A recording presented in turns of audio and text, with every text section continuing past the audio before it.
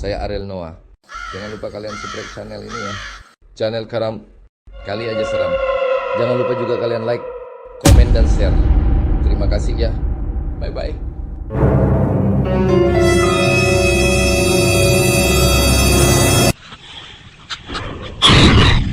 Kali Aja Seram.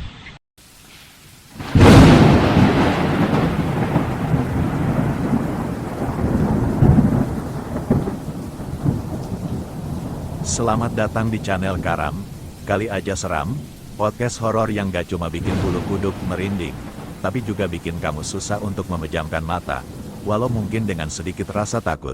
Tapi saya jamin, setelah kalian dengerin sampai habis, kalian gak akan berani ke kamar mandi. Jadi, sebelum kamu mulai merinding, pastikan lampu udah nyala, pintu terkunci rapat, dan jangan lupa cek bawah tempat tidurmu. Siapa tahu ada kepala orang nongol di situ. Dan jangan lupa, kalian subscribe-lah channel saya. Jangan berat kali telunjuknya buat klik subscribe. Kan gak bayar bro. Ingat ya, kalau kalian gak subrek, saya datangi rumah kalian satu-satu. Untuk silaturahmi maksudnya. Oke, langsung aja kita ke TKP. Karam Kali Aja Seram. Cekidot. Cerita pertama. Assalamualaikum warahmatullahi wabarakatuh. Salam sejahtera untuk kita semua. Om Swastiastu, Namo Buddhaya, salam sehat dan salam lestari untuk pemirsa Karam Kali Aja Seram. Kali ini gue bakal cerita tentang tragedi jatuhnya pesawat di Gunung Salak. Tahun 2012, gue diundang untuk mengisi workshop fotografi di daerah Cipanas. Suasana saat itu tiba-tiba berubah mencekam ketika berita pesawat jatuh terdengar. Gak lama, gue dapat telepon dari om gue, nanya apa gue masih sering naik gunung, dan pas dia bilang ada kecelakaan di Gunung Salak, perasaan gue langsung gak enak. Setelah beberapa hari, gue akhirnya memutuskan ikut terjun ke lokasi buat bantu-bantu. Suasana di lereng gunung benar-benar gak bisa digambarin, penuh dengan tim SAR, relawan, ambulans, dan polisi warawiri. Helikopter juga bola-bali membawa kantong-kantong jenazah. Itu pertama kalinya gue merasa mistis di gunung yang sering gue daki. Padahal biasanya gue nggak pernah ngalamin apa-apa. Di sana, gue ketemu banyak orang, termasuk beberapa bule dari Rusia yang ikut membantu. Gue sempat terlibat dalam pengaturan logistik dan makan-makan buat para relawan. Yang paling bikin gue merinding adalah saat malam tiba, suasana gunung yang biasanya tenang berubah jadi penuh dengan aktivitas tim SAR dan relawan. Gue juga ketemu seorang pendaki yang katanya pramugari temennya ikut jadi korban. Dia terlibat dalam pencarian dan ikut bareng kami. Saat itu, suasana benar-benar intens, banyak pohon rubuh, dan medan gunung sangat sulit ditembus. Gue masih ingat jelas suasana waktu itu, mencekam tapi juga penuh dengan solidaritas. Dari tragedi ini, gue belajar bahwa alam bisa menyimpan banyak misteri dan pelajaran. Tapi yang paling penting, kita harus selalu waspada dan siap menghadapi apapun yang datang. Suatu malam di Gunung Salak, Hiro dan teman-temannya sedang mendirikan tenda di dekat puncak setelah hari yang melelahkan. Cuaca mendung disertai hujan deras membuat malam terasa semakin dingin dan suram. Setelah berjuang dengan tenda, sleeping bag, dan beberapa perlengkapan seadanya, Hiro akhirnya memutuskan untuk tidur. Meski rasa lelah yang luar biasa masih menggerayangi tubuhnya.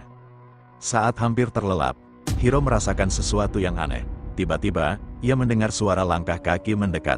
Saat membuka matanya, samar-samar ia melihat sosok pria rapi berpakaian layaknya pekerja kantoran.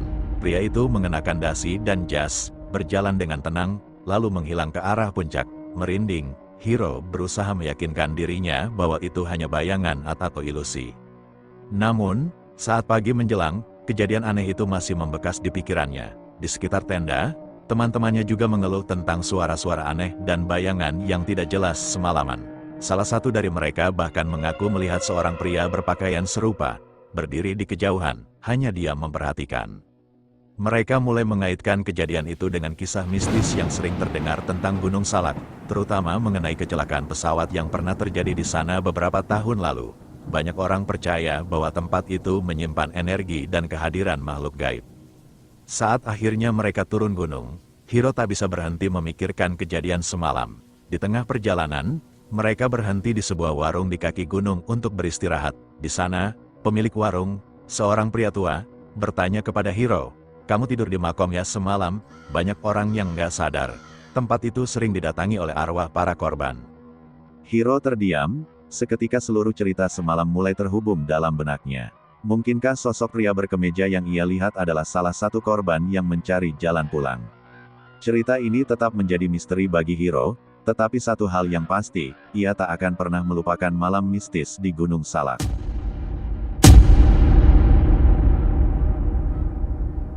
Cerita kedua.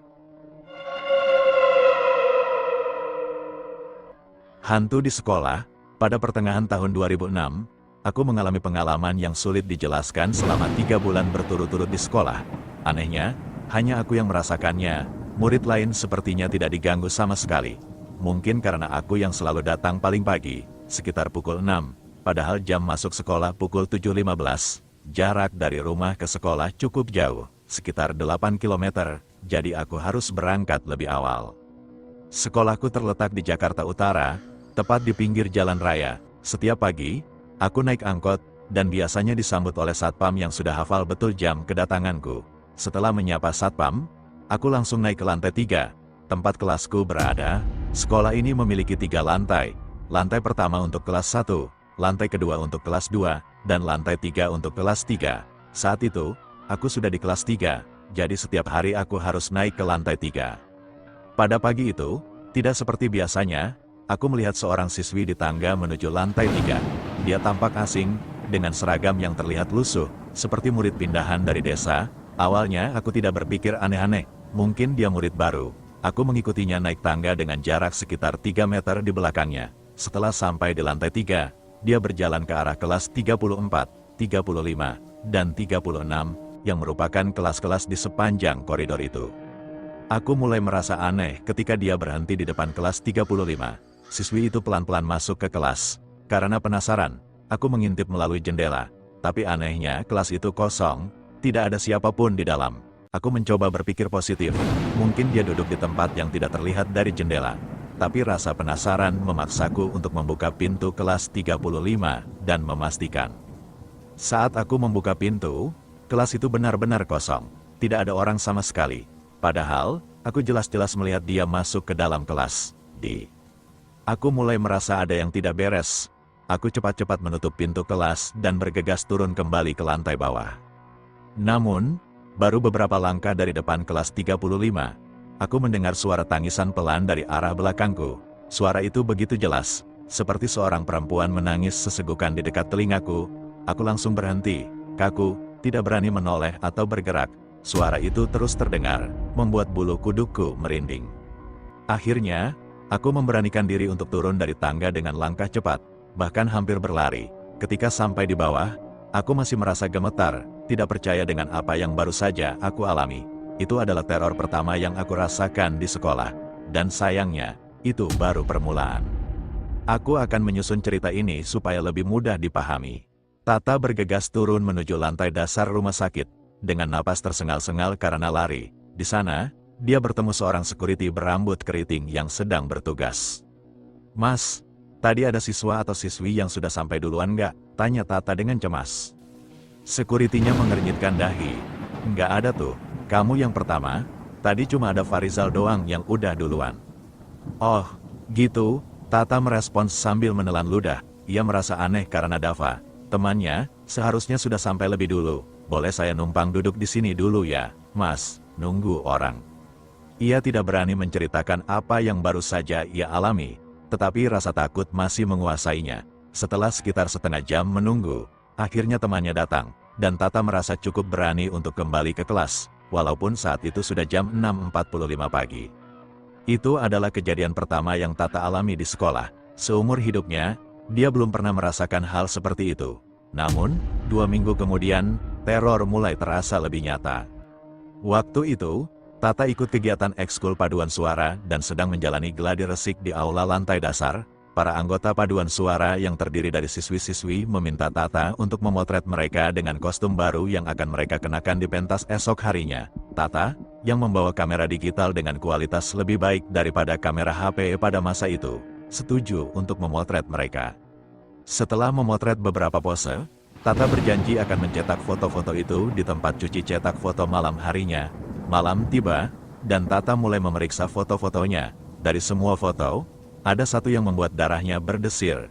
Di pojok atas salah satu foto, tampak jelas rambut panjang menjuntai dari plafon. Tidak ada yang aneh di foto sebelumnya. Tetapi di foto ini, rambut itu seperti tergantung. Seolah-olah ada seseorang yang bersembunyi di atas plafon. Tata terdiam, merinding. Ini apa? Pikirnya, yakin bahwa itu bukan sapu atau objek biasa. Setelah menunjukkan foto itu kepada teman-temannya, mereka semua terkejut.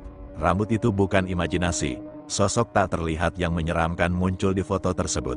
Foto itu akhirnya menjadi viral di sekolah, bahkan dipajang di mading, dan hampir seluruh sekolah membicarakannya. 2 minggu setelah foto itu heboh, Tata kembali mengalami kejadian aneh. Saat itu, Tata dan temannya, Ari, hendak pulang dari sekolah. Ari lupa mengambil helmnya yang tertinggal di kelas di lantai 3. Mereka memutuskan untuk naik kembali. Tata merasa sedikit takut karena ingatan tentang foto menyeramkan itu masih segar. Mereka tiba di kelas, mengambil helm, dan bergegas turun. Ari berjalan lebih dulu, sementara Tata berada di belakang, menutup pintu kelas dan memastikan lampu sudah dimatikan. Namun, ketika Tata menengok ke koridor, pandangannya tertumbuk pada sosok siswi di kejauhan. Siswi itu berdiri di tengah-tengah koridor dengan kepala tertunduk, rambutnya menutupi sebagian wajahnya. Sosok itu mulai bergerak maju, tapi Tata merasa aneh. Ia tidak melihat kaki sosok itu melangkah, seolah-olah melayang. Tubuh Tata gemetar, tapi dia tetap berusaha tenang. Ari sudah turun lebih dulu, dan memanggil dari bawah. Ayo, buruan, ngapain di situ? Tata berusaha menenangkan diri dan memperhatikan sosok itu yang kemudian berbelok ke arah balkon. Lalu, tanpa peringatan, sosok itu melayang dan menghilang di udara. Tata kaget bukan main. Itu, apa barusan? Pikirnya sambil berlari menyusul Ari. Dia tidak berani memberitahu Ari karena tahu temannya sangat penakut. Beberapa minggu kemudian, Tata mulai menyadari bahwa ada keterkaitan antara penampakan sosok itu dengan masa lalu sekolahnya. Seorang guru geografi, Pak Muslim, yang sudah pensiun, pernah bercerita tentang kepekaannya terhadap makhluk tak kasat mata. Pak Muslim sering mengajar di lantai 1 karena merasa ada sesuatu di lantai atas yang tidak nyaman baginya. Suatu hari, Tata membantu Pak Muslim membawa tumpukan tugas siswa ke lantai dasar. Saat mereka menuruni tangga, Pak Muslim tiba-tiba berhenti di tengah jalan. Wajahnya berubah pucat, dan dia menatap tajam ke arah ujung tangga, seolah melihat sesuatu yang tidak terlihat oleh mata biasa. Itu dia, gumam Pak Muslim pelan, suaranya gemetar.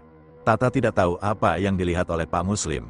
Tetapi ia tahu satu hal, sesuatu yang mengerikan menghantui sekolah ini, dan siswi misterius yang terus menampakkan diri adalah bagian dari kisah menyeramkan yang belum terungkap sepenuhnya.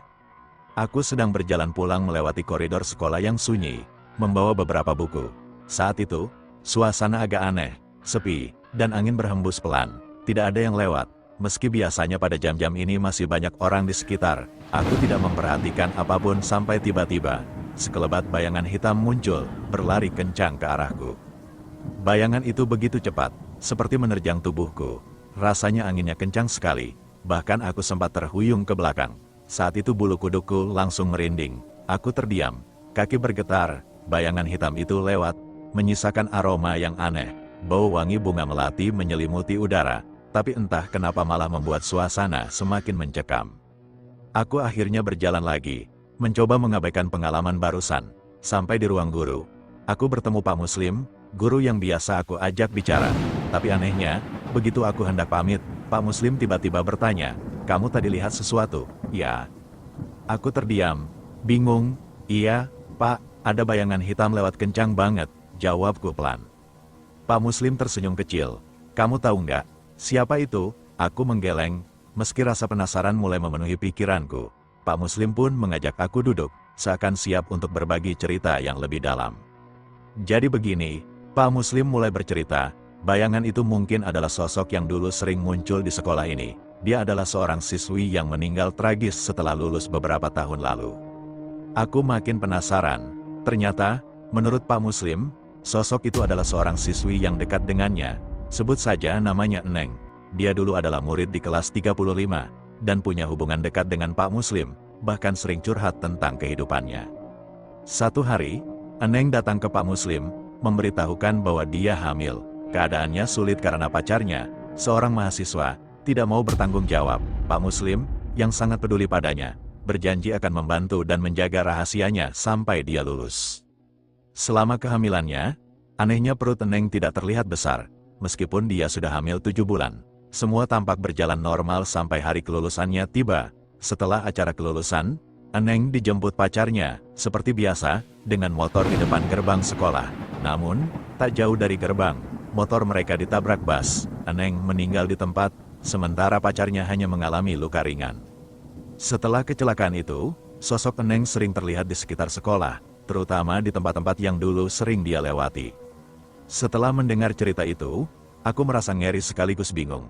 Apakah sosok yang aku lihat tadi adalah Eneng? Aku tak bisa berhenti memikirkannya. Dari hari itu, setiap kali aku lewat koridor tempat aku melihat bayangan hitam itu, aroma wangi bunga melati selalu tercium. Sampai sekarang, aku masih bertanya-tanya, apa yang sebenarnya terjadi pada Eneng, dan kenapa dia masih ada di sini, seakan menunggu sesuatu yang tak pernah datang. Siswi itu meninggal saat kecelakaan, dia salah satu anak dari wali kelas, dan sebenarnya aku belum pernah cerita tentang kejadian ini. Setelah kejadian, aku tanya-tanya, dan dari sekian banyak siswa, kenapa aku yang diikuti dan kenapa aku yang sering melihat hal-hal aneh. Ternyata cowok yang lalai dan menyebabkan kecelakaan itu benar-benar tidak mau bertanggung jawab. Bahkan, dia tidak pernah sekalipun ziarah ke makam siswi itu. Cowok ini bernama Tian, dan kebetulan namanya mirip dengan namaku. Itu membuatku merasa bingung, kenapa dari semua orang, aku yang mengalami hal ini. Aku bercerita ini bukan untuk menyinggung siapapun, hanya untuk berbagi pengalaman dan pelajaran. Setelah kejadian itu, aku merasa tingkat sensitivitasku meningkat, terutama terhadap hal-hal yang tidak biasa. Dulu, waktu SD dan SMP, aku juga sensitif. Tapi saat itu sudah tidak terasa lagi karena aku lebih fokus pada hal-hal spiritual seperti mengaji. Namun, setelah kecelakaan itu, kemampuan sensitifku kembali terbuka, dan aku mulai mengalami kejadian-kejadian aneh selama 10 tahun setelahnya. Semoga cerita ini bisa menjadi pelajaran bagi teman-teman semua. Terima kasih telah mendengarkan, dan mohon maaf jika ada yang merasa tersinggung.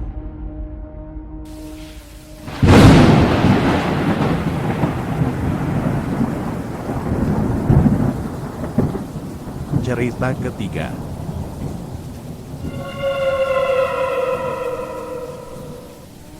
Suster hantu, bisa dibilang, ini adalah pengalaman mistis yang kualami dan sudah sangat lama sekali. Namun baru kali ini aku bisa menceritakannya. Ada satu dan lain hal yang membuatku sulit untuk bercerita, entah mengapa rasanya berat. Mungkin karena sosok yang kutemui itu sepertinya tidak ingin diceritakan lagi. Tapi malam ini, aku akan mencoba menceritakannya. Malam itu aku masih ingat, malam Jumat Kliwon, ketika itu, aku akan pulang menuju Bandung, ke rumah orang tuaku. Oh ya, namaku Aji, asalku dari Indramayu. Aku bekerja sebagai pengajar di sebuah bimbingan belajar yang memiliki cabang di beberapa kota, dan saat itu aku mengajar di cabang Cirebon. Kebetulan, hari Jumat itu adalah tanggal merah, jadi aku ingin menikmati long weekend di Bandung bersama. Setelah beres mengajar, aku berangkat dengan sepeda motor dari Cirebon sekitar pukul 4 sore. Namun, saat itu cuaca sedang tidak bagus, mendung, bahkan tiba-tiba saja hujan turun sangat deras, hari semakin gelap, dan ketika itu aku sudah memasuki daerah Sumedang. Karena hujan deras, jarak pandangku terbatas, jadi aku memutuskan untuk berteduh sejenak. Kebetulan, ada cabang bimbingan belajar tempatku bekerja yang berada di daerah Sumedang. Setibanya di sana, aku langsung disambut oleh salah satu orang yang sedang berjaga, Kang Ayi namanya. Aku sudah mengenalnya karena pernah berkunjung sebelumnya. Lah bertanya mengapa aku datang malam-malam, dan aku bilang bahwa aku hanya menunggu hujan reda karena ingin pulang ke Bandung. Kang Ayi kemudian menyarankan agar aku menginap saja, mengingat sudah malam dan hujan lebat. Jalan menjauh, lebat, jalan menuju Bandung masih jauh, dan jika semakin malam, katanya cukup berbahaya. Aku pun setuju dan memutuskan untuk bermalam di sana, menemani Kang Ayi yang berjaga sendirian. Aku diantar ke bagian belakang bangunan kantor, di mana ada sebuah kamar kosong yang bisa dipakai untuk istirahat. Ketika berjalan ke arah kamar, aku melihat sebuah sumur tua yang berada di antara musola dan kamar mandi. Dari bangunan kantor cabang ini, terlihat bahwa dulunya bangunan ini mungkin bekas bangunan Belanda. Aku sempat mengintip ke dalam kamar mandi, yang terdiri dari 6 ruangan yang berjajar. Setelah sampai di kamar, Aku membersihkan diri dan salat Isya sebelum tidur. Saat baru saja selesai salat, tiba-tiba aku mendengar suara. Seorang perempuan yang sedang menangis. Suaranya berasal dari belakangku. Awalnya, aku kaget, karena suasana begitu hening dan hanya terdengar suara hujan. Tapi sekarang terdengar tangisan perempuan.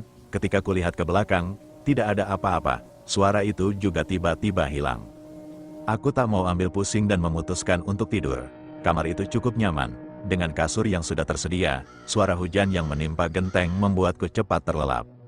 Namun, aku terbangun di tengah malam ketika kembali mendengar suara tangisan. Suara itu jelas, tangisan seorang perempuan. Ketika kulihat jam, sudah menunjukkan pukul 12 malam.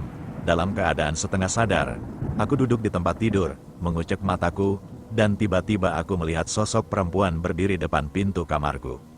Perempuan berdiri di depan pintu kamarku.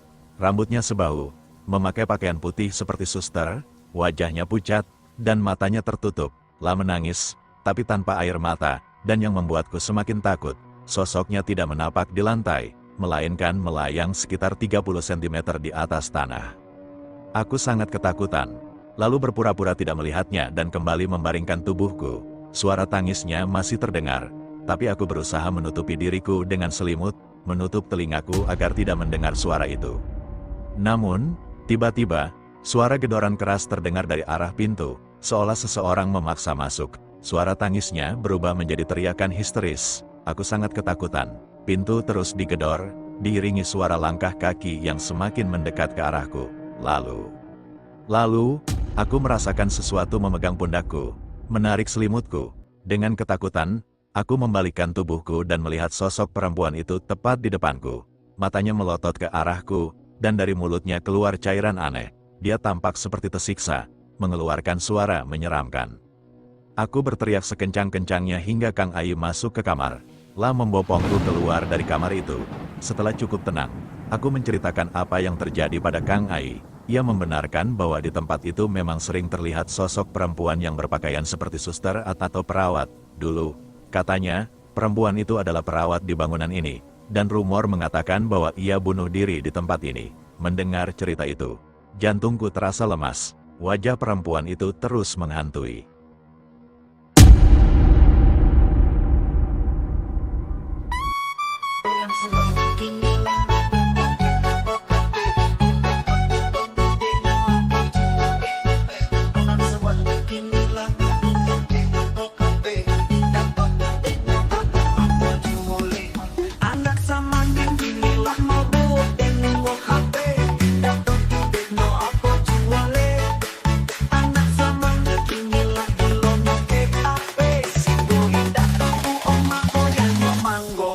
Pagi joget TikTok, sore main Facebook, malam main YouTube. Baik sekolah harus atau Honda. Kalau jalan kaki kejadiannya sore jua. Inyo indah sadaro ya nyola botol lega.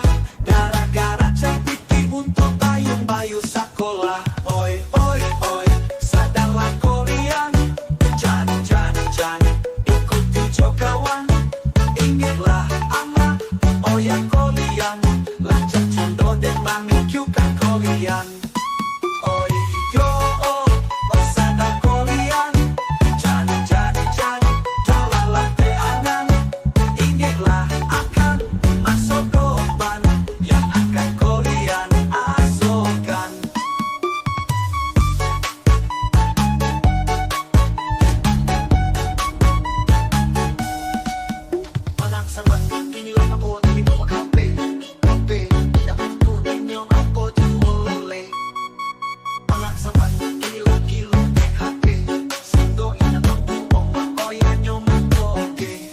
Joget TikTok, sore main Facebook, malam main YouTube. Pagi sekolah harus pantau Honda. Kalau jalan kaki kerja Inyo sore jualah. Inyo indah sadar, oh ya nyola untuk nikah. Gara-gara jahit titik untuk bayu-bayu sekolah. Oi sadarlah kalian. Jangan, ikuti kawan. Ingatlah anak, oh ya kalian. Lancar contoh dan mengikyukan kalian. Oi yo, jajan balak teanan, ingatlah akan masa depan yang akan kalian asuhkan. Oi, oi, oi, oi, sadarlah kalian.